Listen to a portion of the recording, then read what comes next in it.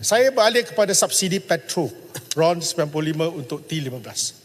Dengan pemberian tunai yang semakin bertambah ini, pastilah kerajaan perlu mencari sumber kewangannya.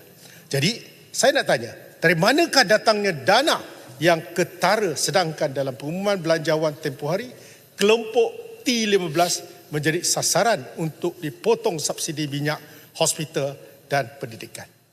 Kumpulan T15 ini, kalau berdasarkan kepada data dan juga pendapatan isi rumah dari Survey Pendapatan Isi Rumah HIS dan Survey Pendapatan Perbelanjaan Isi Rumah HIES oleh Jabatan Perangkat Malaysia Open Dossum, setakat tahun 2022, 15% pendapatan tertinggi di Malaysia bermula dengan jumlah RM13,295 dan ke atas. Takrifan T15 ni, Tuan Yang di-Pertua, sebagai golongan maha kaya sangat tidak adil. Khususnya golongan yang hanya 13,000 dianggap maha kaya. Dan saya bukan nak mempertahankan yang kaya-kaya ni, tidak. Bayangkan seorang tokoh korporat dan jutawan tergolong dalam T15, manakala suami isteri guru grade DG48 kalau dah mengajar 12 tahun confirm dia akan dapat pendapatan lebih daripada 13,000. Ataupun PTD M48 suami isteri juga akan tergolong dalam T15. Adil atau tidak? Ini yang saya nak tanya ni. 13,000 lah ya. Jadi saya sebelum ni kerajaan kata kita tak mau gunakan pendapatan sebagai threshold dan atau nilai ambang.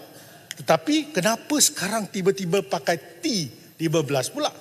Bukan kita, saya rasa bukan kita saja pening, rakyat di luar sana lagi pening. Seterusnya, Menteri Ekonomi pernah umumkan subsidi berdasarkan net disposable income dan locality.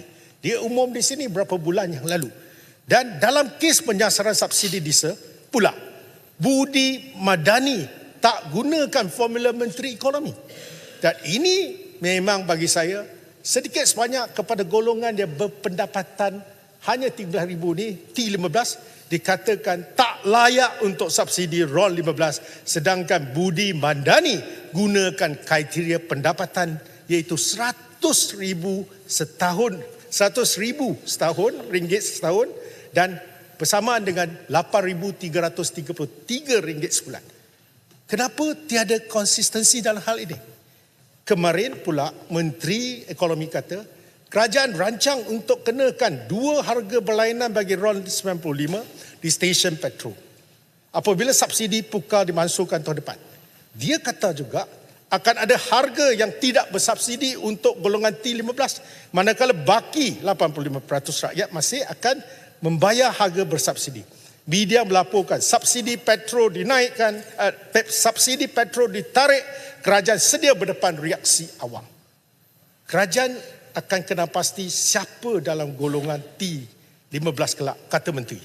Sekiranya mau letak 2 harga bagi RON 95, maka kena ada satu mekanisme atau cara di stesen petrol untuk kena pasti siapa T15. Kepala otak kita kena tengok cap muka dia. T15, T85 dan siapa lagi baki 85% sama ada melalui MyCard ataupun cara lain atau sistem pengenalan lain. Jangan kita lupa, kerajaan sepatutnya mengambil iktibar kegagalan kerajaan PH pada tahun 2018 hingga 2020 selama 22 bulan telah tidak dapat menzahirkan satu mekanisme pemberi subsidi petrol walaupun 25 juta ringgit telah dibelanjakan dan dibayar pada sebuah syarikat perunding. Ini hakikat.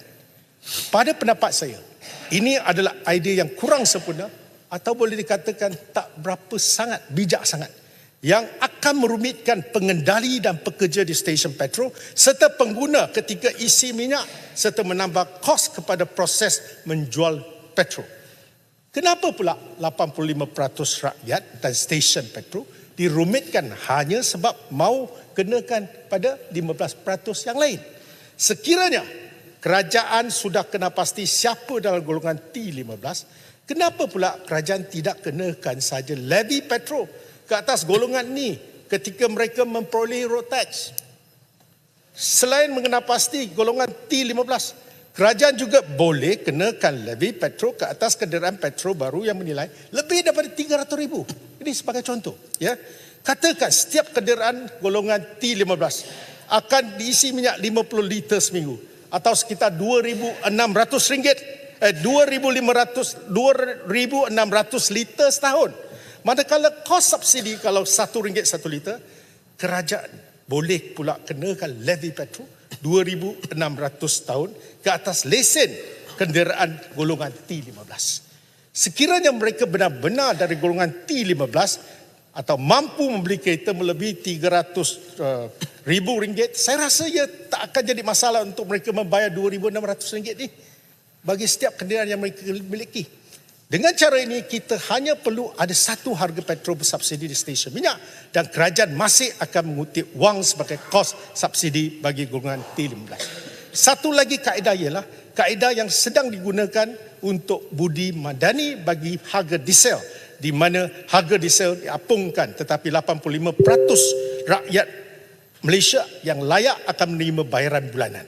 Saya pun tidak faham dari mana datangnya konsep T15 ini. Kerajaan kena konsisten. Tak boleh sekejap gunakan T20, kemudian T15, T18 dan akhirnya T15 ni terus digelar sebagai golongan mahakaya.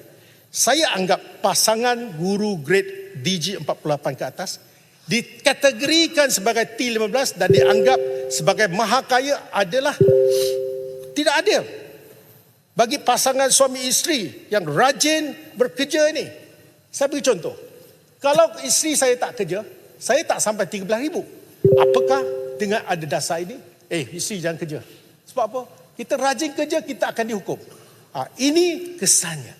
Saya minta di luar sana dia akan faham PTD, cikgu-cikgu. Kebanyakan dalam lingkungan mahakaya ni, sebenarnya mereka tidak kaya. Itulah yang saya nak katakan di sini. Dan kita tak sepatutnya menghukum mereka. Dan saya nak bayangkan gaya hidup orang kaya dengan pasangan cikgu. Macam mana boleh kita samakan?